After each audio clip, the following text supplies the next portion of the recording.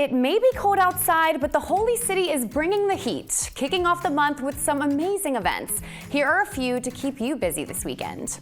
Mount Pleasant Town Center invites us to join them on Sunday for their Lights and Love event. This special evening is in partnership with Just Be, celebrating autism and neurodiversity awareness. There will be live music and activities for all guests. They are encouraged to RSVP, and you can do so by visiting the link below.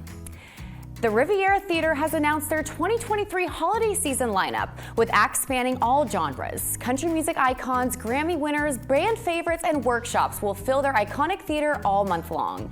The holiday shows kick off this weekend, and all tickets can be purchased by visiting therivierachs.com.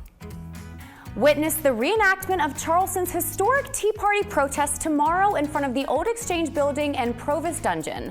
Following the performance at 10, guests can enjoy tea while exploring the tea-stored basement.